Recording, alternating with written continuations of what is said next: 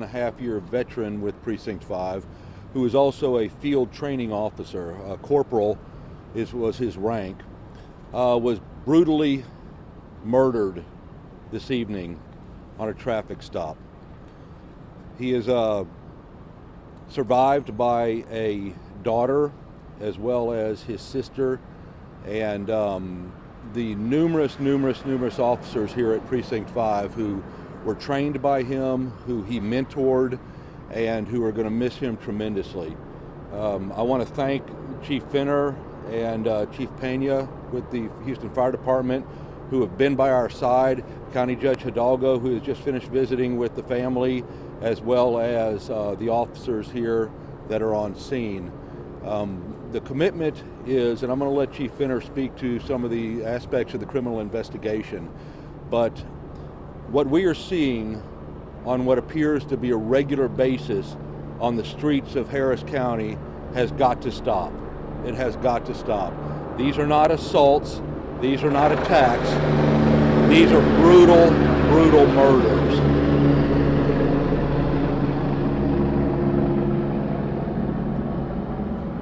We have got to put an end to this.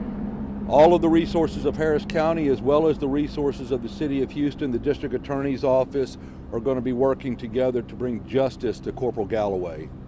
We cannot have people like this on our streets. I don't want to raise my family, my grandchildren in a county where this type of crime is running rampant. These are men and women who go out there on a daily basis, not because of the pay and not because of the days off and not because they like to work day shift or night shift. It's because they want to make a difference in their community, and this is what happens. We have to be able to address this across the board, and this county and the City of Houston has made that commitment.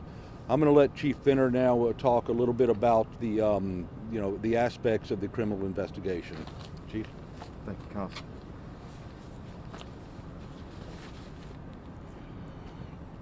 As Constable said, this has to stop. Not only law enforcement, but all our citizens. It's just sad. I just ask for prayers for the family, the entire department. But I just want to touch on what happened this morning. So in approximately 12:45 a.m. in the 9100 block of Beechnut, a deputy stopped traffic. It was a white, newer model Toyota Avalon, a four-door, white in color. Witnesses described the suspect as a Hispanic male, said that he got out of his vehicle and immediately fired upon the deputy multiple times, striking him, and then drove off. This is senseless. It makes no sense whatsoever. Our Special Investigative Unit from Homicide is taking lead on it. And a message to this suspect: the best thing you can do is turn yourself in peacefully. Again, I'm just asking for prayers for the family. He did, and we always ask about weapons. We believe, and witnesses said it was an assault-type weapon. And again, he fired multiple times, striking the deputy. We're going to turn it over to the judge, and then we'll entertain questions. Thank you, Judge. Thank you, Chief, and to Constable Heap and Chief Finner, every deputy who is here, every law enforcement officer. I offer my condolences to the family of Charles Galloway. I am just heartbroken. I just spoke with his sister. This is a tragedy that nobody should face.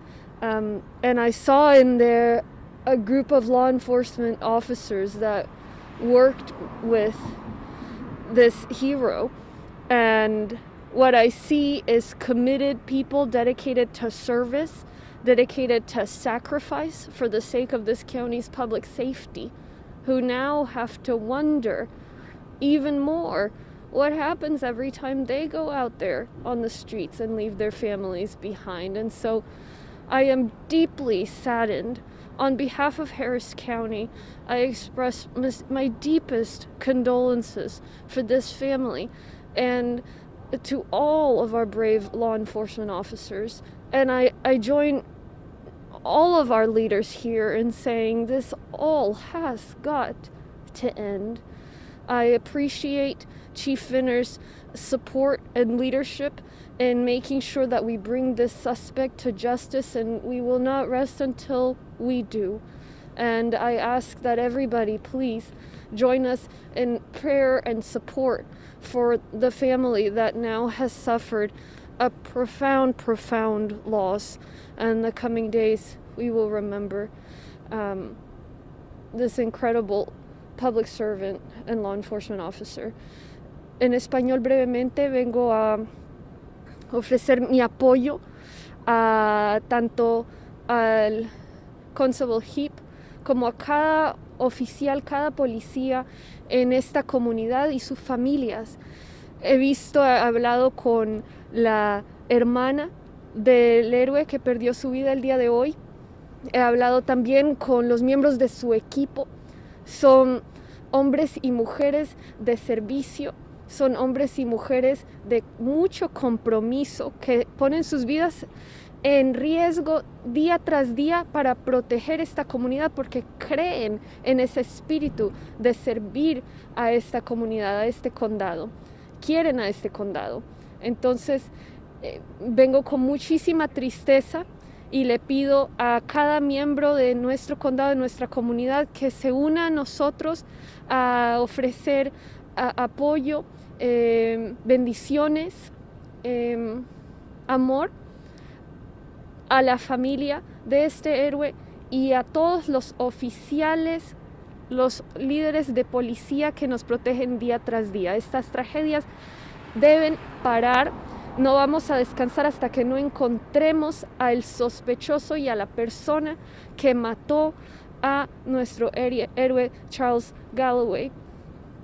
Y le doy las gracias al jefe de policía Finner por liderar esta investigación. We'll entertain questions. Constable Heap, can you kind of talk to us a little bit about Corporal Galloway and his As Corporal Galloway, as I had stated, has been with the department about 12 and a half years. He has worked in different aspects of our patrol division. For the last several years, he has been assigned to the toll road division. During that time, Corporal Galloway actually switched shifts, decided to go on to a night shift so that he could become a field training officer. So his role was taking a lot of these young officers who were sworn in and mentoring them, teaching them what it takes to be a safe, to be an efficient officer, and that's what he prided himself on.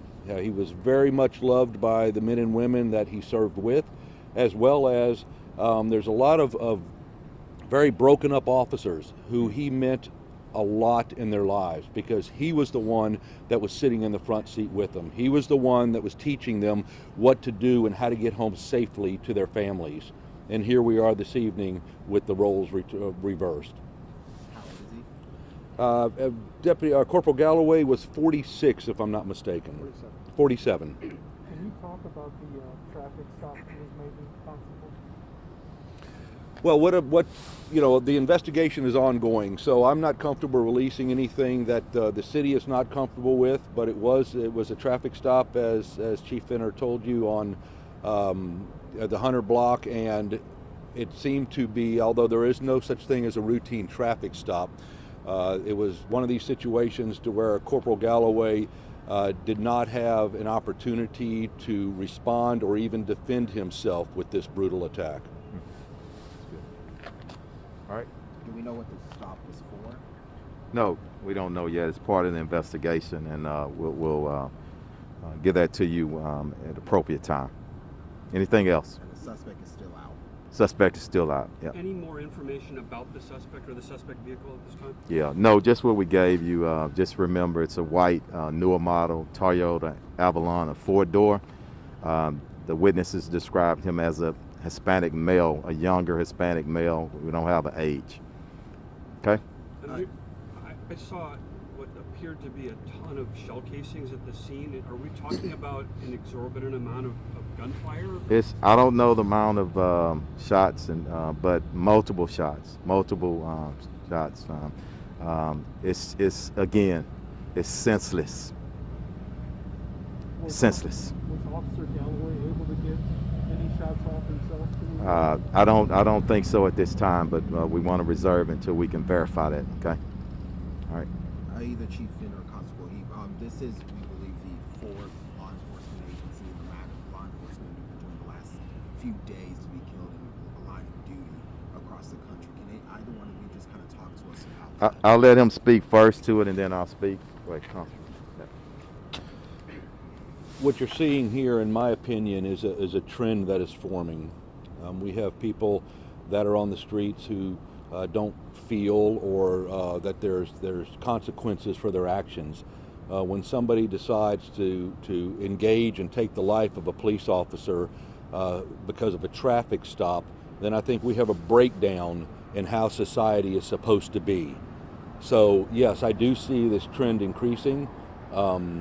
Precinct 5 has lost 3 officers in the line of duty. All officers that we have lost have actually been assigned to the toll road. That did not mean that the deaths occurred on the toll road, but they were assigned to the toll road. Those officers are very active, and they come in contact with many, many people, 24 hours a day. So it just speaks to society in general, not only in our region but around the nation. And my advice and my call to everyone, we better get damn intentional about locking up violent individuals and leaving them. It's a place for them. And this is what's so frustrating. It's not everybody. It's not every suspect that commits a crime. It is the most violent individuals. And until we come together in this region, all over our nation, and understand that violent people, it's a darn place for them, and that's jail. That's it, y'all. Good. Thank y'all. All right.